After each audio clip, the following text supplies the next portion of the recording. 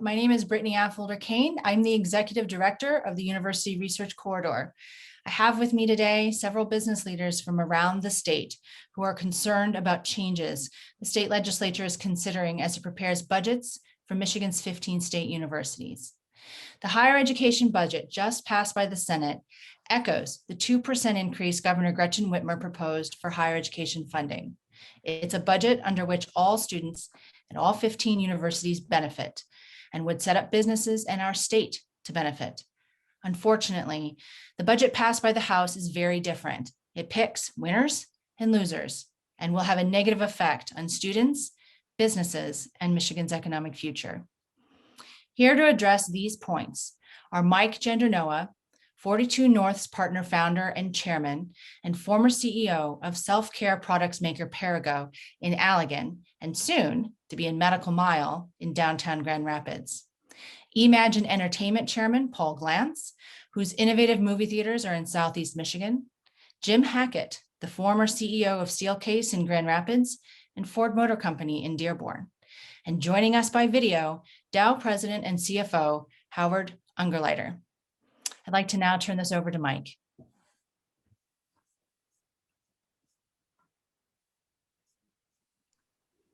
Oh, Mike, you're not unmuted.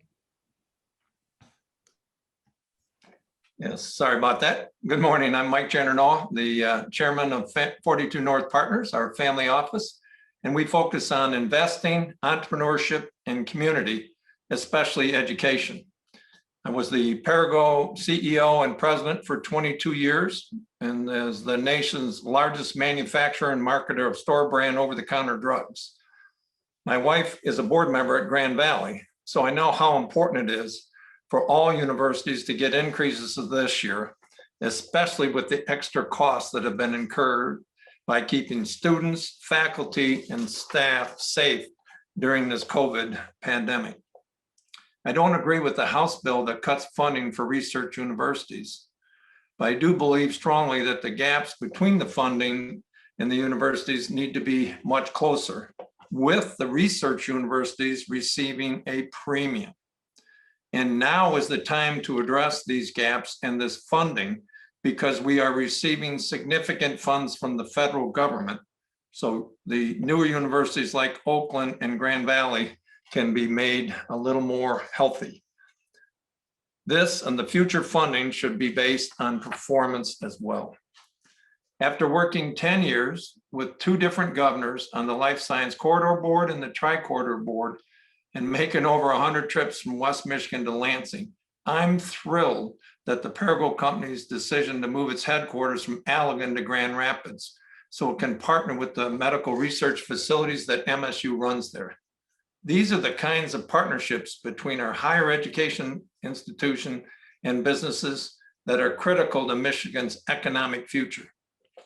In 2009, I started the GEM mentoring program, which is a mentoring program of CEO to CEO.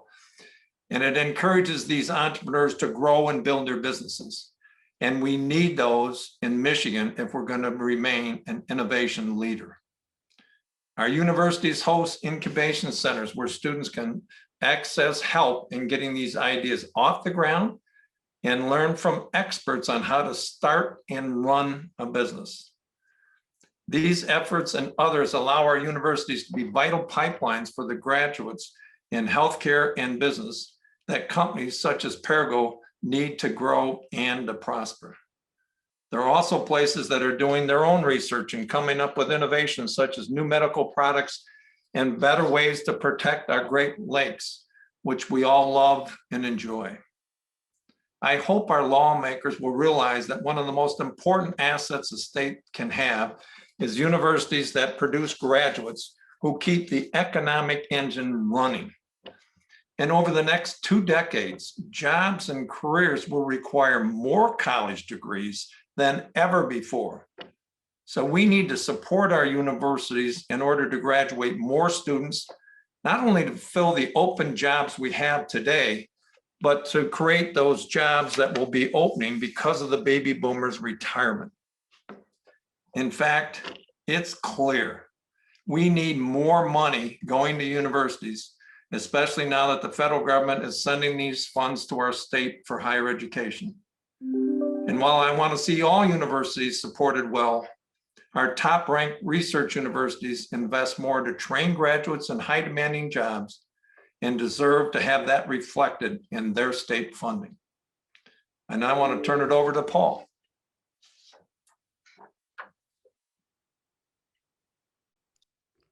Paul, can you please unmute? Should have learned from Mike's experience, right? Good morning, I'm Paul Glantz, co-founder and chairman of Imagine Entertainment. We're based in Troy, Michigan. We operate theaters throughout the state of Michigan, as well as in Wisconsin and Illinois. It's a pleasure to be with you today. It's been a tough year for my business and for the theater industry in general. It's also been a tough year for our universities, pivoting to deal with the COVID pandemic. But what hasn't changed is the need for ongoing innovation in Michigan, or for the college graduates who keep Michigan on the cutting edge, whether that's in the audience, the way audiences experience movies, or in the way we create electric vehicles. That's why it's so important that our legislators support our great universities by giving them the resources they need to train the business innovators of the future. I know how important it is for all of our universities to get increases this year, especially with the extra costs they've incurred to keep students, faculty, and staff safe during the COVID-19 pandemic. We need to support our universities so they can keep the pipeline of talent flowing. For instance, the 3 URC universities alone grant nearly 12,000 degrees in high-tech areas annually, as well as nearly 13,000 degrees in high-demand areas such as business, computer science, and engineering, and nearly 2,500 medical degrees. This kind of hits home to me because my son is a recent graduate with a degree in computer engineering from Wayne State. Those are the kind of graduates we need to create autonomous vehicles, medical devices, better agricultural crops, and solutions to the challenges our communities and businesses face today. Our URC universities also conduct around $2.7 billion in total research and development annually, mostly with money coming into the state through grants from the National Institute of Health, Department of Defense, and the National Science Foundation. Money that wouldn't come to Michigan without these major research institutions. The most recent return on investment figures show that the URC's net economic impact in the state was $19.3 billion. That's more than 20 times what the 3 universities received in state funding.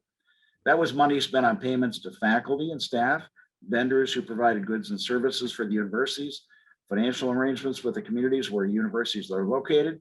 It was also used to partner with research colleagues across Michigan's public and private universities. Our universities are part of the economic fabric of our state. Harming these mean harming communities that benefit from having them in the midst. Businesses that depend on their graduates, and students who earn more by having a college degree. I'd like to encourage our lawmakers to do the right thing and fund all of our great public universities. And as I mentioned, this is very personal to me. My mother attended Wayne State University. I'm a proud Wayne State University graduate. And though I'm not in the hard sciences, I believe that the future of our state is highly predicated upon the jobs that will be coming from those who in fact have these wonderful degrees from these University Research Corridor universities. And with that, I'll turn it over to you, Jim. Thank you, Paul, and good morning to everyone. I so appreciate your reporting on this topic. I just recently ended my formal working relationship with Ford Motor Company on April 1st, spending the last 6 months helping Bill Ford and advising in a number of areas. In fact, the advice continues as I'm now helping startup companies around the country. Last week, I happened to entertain a firm that's starting up that's building products that will help converters or inverters of power for utilities to deliver to electric vehicles. And they cited their backgrounds in the beginning of the discussion and where they got their PhDs from. They were quite proud of that. And they weren't from Michigan, but they had great respect for the topics that we were going to talk about that were centered here in Michigan. So I continue this advice, and I come to you today from a perspective of having run 2 big companies here in Michigan, but I also want to talk to you about my sincere observations about what it's going to take for us to continue to compete in this ever competitive world. You know, being able to serve 2 great companies that were both over 100 years old really framed for me a perspective that these long-lived companies exist because they were able to morph and mutate over the time, over those 100 years. They didn't stay the same, obviously. And they depended quite dramatically on Michigan universities to provide the business and engineering talent that kept them ahead in a fiercely global competitive marketplace. Both of these companies had to compete all over the world with the likes of China and Japan and India, where science and innovation is state sponsored. The proximity of emerging knowledge that comes from our research universities causes a persistent hiring by our companies, the companies that I serve, like Steelcase and Ford. And then that causes a wonderful circular dynamic, which benefits the state as the corporate work that goes on in those corporations around those topics inspires other students to come to universities like Michigan to work on the best challenges in our future. Evidence my discussion with all these startups and why they want to be here in Michigan today. Now, let's keep in mind that these prospective students have choices where they might go for the topics that are hot today. I couldn't go through a day at Ford without talking about artificial intelligence or battery science, or even genetics, as I served in other kinds of social roles. And the future of our state and our prosperity relies on these topics getting funding. And if Michigan funds its 15 universities the way the House budget requires, the way they're contemplating, it's just going to build a bigger gap competing for the top talent. And I'm trying to cite to you that it's already very difficult. And even worse, it causes tuition to go up, and it makes it harder for some students to get a college degree and be part of the talent pipeline that we so much deserve. And Mike Noah cites the exit of the baby boomers means that this is an intense time, unlike any time in the recent 50 years. I always worried as the CEO that short-termism could fuel the wrong question about whether a budget for now will be missed in the future. You really have to balance both of those interests whenever you're putting a budget together. In fact, imagine students like Henry Ford or Peter Wege, who was the founder of Steelcase, had they gone elsewhere. I mean, they could have gone to Carnegie Mellon or Stanford. Our state landscapes might look a lot different if those folks don't locate here. Well, we have similar issues in the offing today with the evolution of artificial intelligence. So important. Autonomous driving, which I know you've reported on, and also genetics. I was telling our speakers today that I just finished Walter Isaacson's new book called Cracking the Code. I don't think I got that title right, but it's about the CRISPR technology and the Nobel Prize that was awarded. And there's a lot of discussion in there about the role that the universities played in that evolution. Now, much of what is needed in the future is an expansion then of different kinds of learning settings that enable the kind of experimentation and transfer of insights into many of our graduates. For example, after World War II, there was an incredible investment in trade education that enabled folks to find work in building things that we use. And thank goodness for that. That's one reason why our state is so strong. But we need future kinds of facilities that build new ways for us to imagine the adoption of these new things. For example, the internet to connect into everyday lives, like the Apple Watch can track one person's heartbeat. There's news about Ford enabling the vehicle to have data downloaded nightly to help improve a driver's comfort and care and safety.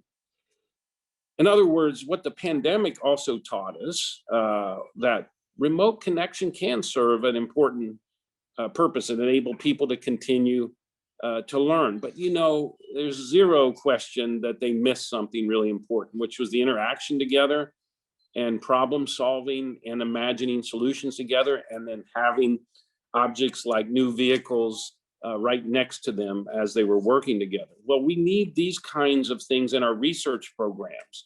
as these people are going to do that kind of work before they come into business. These labs exist in places like China, Korea, and Japan, as I've been to.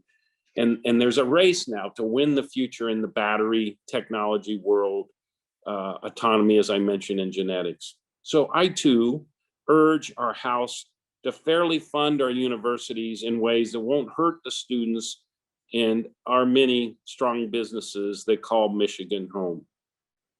So thank you for the opportunity to speak to that. So now I would like to introduce Howard, who's going to give you a special message by video.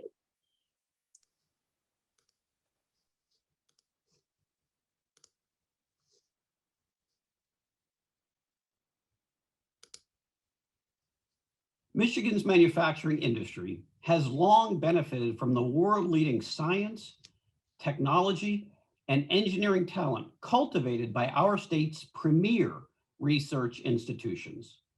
As a Michigan-based company, I am extremely proud of Dow's partnership with those research universities. We have collaborated with them, co-investing time and resources as partners in creating materials and chemistries that help solve some of society's greatest challenges, like addressing climate change and accelerating the integration of electric and autonomous vehicles, to name just a couple of examples. We also partner with them in developing process technologies that will enable materials to be produced more sustainably.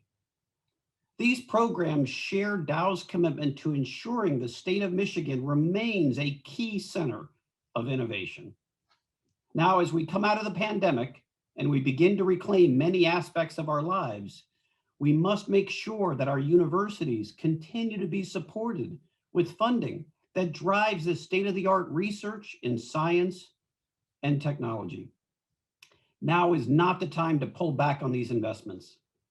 Michigan manufacturers like Dow and society at large benefit greatly from the innovation and the talent cultivated within our state's colleges and universities, allowing us to compete around the world, all while remaining committed to our communities right here at home in Michigan. I am personally committed to working with our policymakers to ensure that all students and universities have the resources they need to be successful, because we're in this together, and together is how we'll succeed.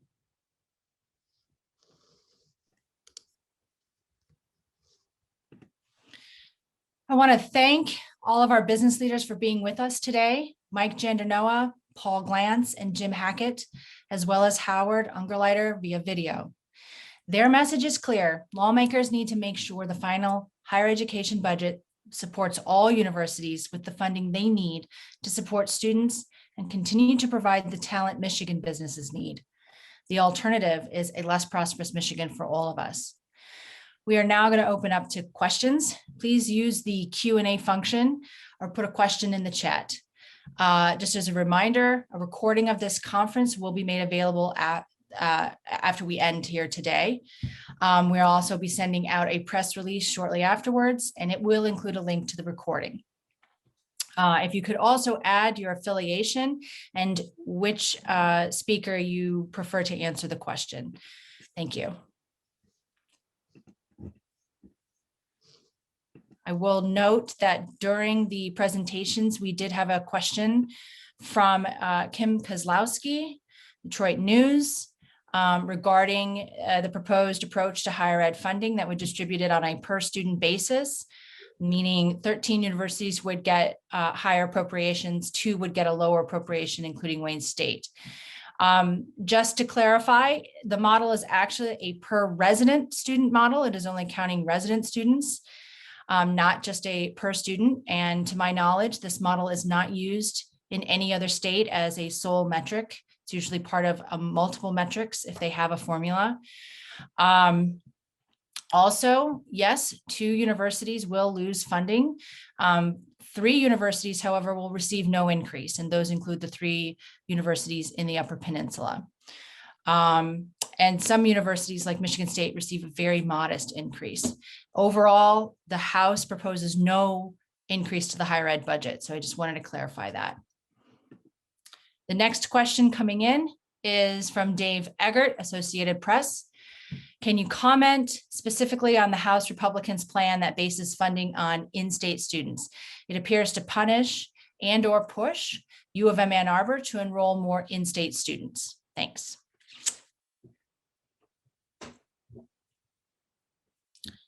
I'll let anyone take that one. Well, bringing in students is a positive aspect to our entire state. They come and not only attend our university, but get to know our great state and all the assets we have. So bringing students in from out of state is a very big positive, not a negative in any way. And those students need to be supported, maybe not in the same way, but they need to be supported as we move along. So focusing on that ability to attract these students is something that needs to be leveraged, not shunned or reduced.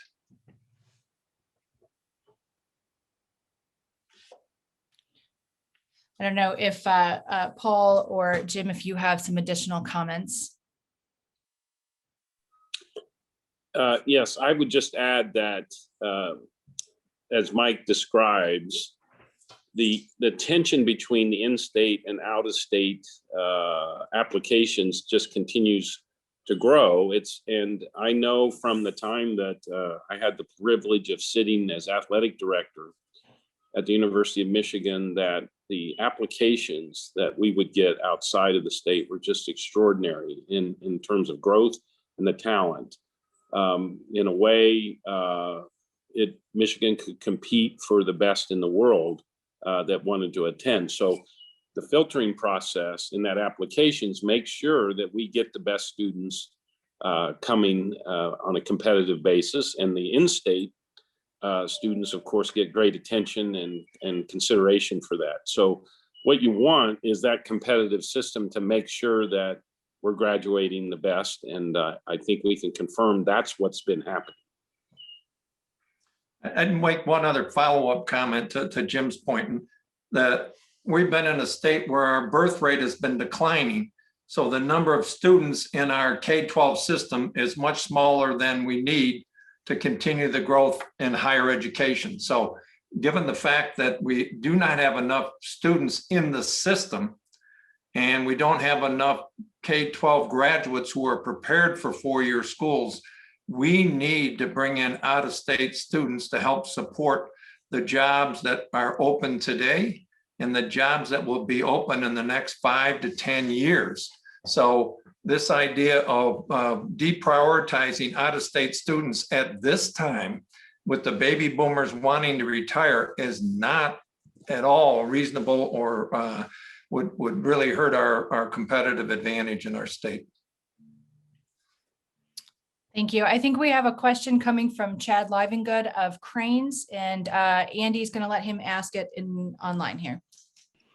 Yeah, a question for Jim. From your sort of knowledge of the University of Michigan and such, are out-of-state students who are paying some 3 times as much for tuition as in-state students, is their education being subsidized by Michigan taxpayers in some fashion? I think that's the kind of the premise of this policy from the House Republicans. I think it's the opposite, frankly. I think that the higher inflated out-of-state tuition actually helps us keep the cost of the in-state tuition down. And so that's, a market-based reality, right? If you're out of state applicant and you really want to come to Michigan because this is the center of the world around automotive technology, you're willing to pay that higher premium to be here. And it's worked well, it's served well, and it's also offset some of the issues that the in-state students need. But I would often get comments as an employer from families that worked in the companies about how hard it was and how much they needed support for in-state support. And so this is a tension, that I believe is going to be upended by the kind of configuration that we're hearing they want to advance. In other words, someone will suffer. And what Mike and Paul and I are saying today, you don't want to attack your future, your research end of the spectrum to try and balance this budget. That's a short-sighted, short-termism idea that will cost us. And so that's why we want to be one voice today, to make sure you understand what you might be trading there. And it's not a good trade. It's not a fair trade. Thanks, Jim. Thanks, Chad. Just to follow up, I think, one of the things we're seeing is that it's not just Michigan losing the number of K-12 students available for the pool. This is happening all across the Great Lakes states. The difference is those states, our neighboring states, are actually putting their foot on the accelerator in terms of funding higher education, and Michigan continues to disinvest. So we're in the same situation. I think we're going to lose long term. You have those same concerns?